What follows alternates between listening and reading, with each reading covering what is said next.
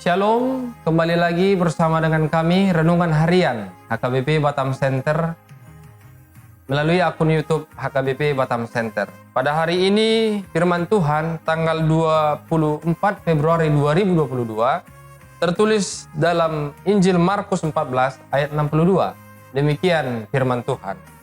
Jawab Yesus, "Akulah dia, dan kamu akan melihat Anak Manusia duduk di sebelah kanan yang Maha Kuasa dan datang di tengah-tengah awan-awan di langit."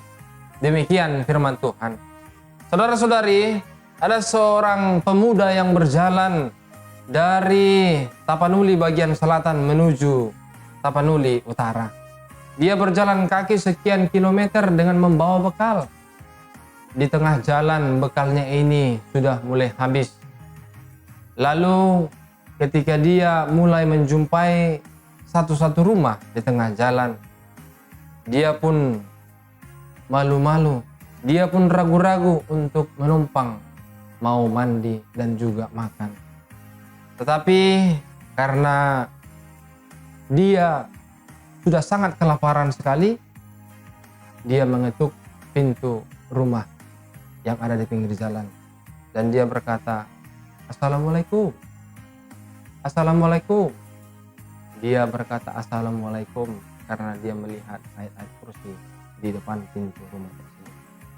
Lalu seorang anak muda membukakan pintu dan berkata, "Ada apa?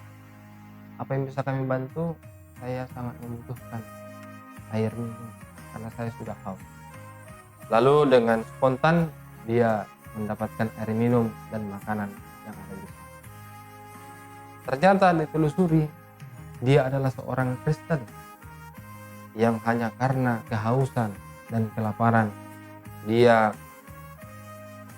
memakai salam Assalamualaikum kepada yang punya rumah.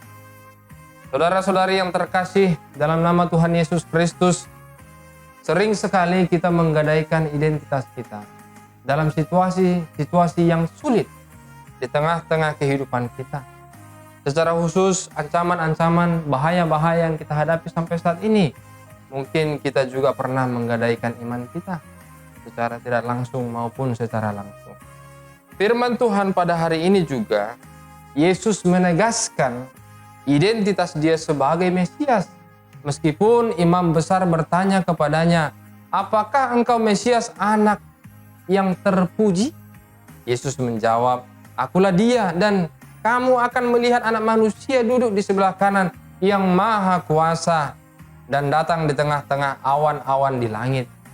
Jelas, Yesus berkomitmen dan konsisten mempertahankan identitasnya. Tetapi jawaban Yesus itu membuat imam-imam besar menghukumnya. Dan itulah yang menjadi dasar imam besar menghukum Yesus.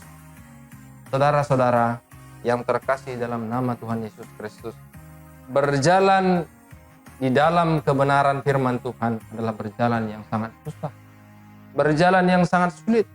Bahkan kita sering menjadi korban dari kebenaran. Tetapi itu tidak menjadi persoalan. Tetaplah konsisten dan komitmen berjalan dalam kebenaran firman Tuhan.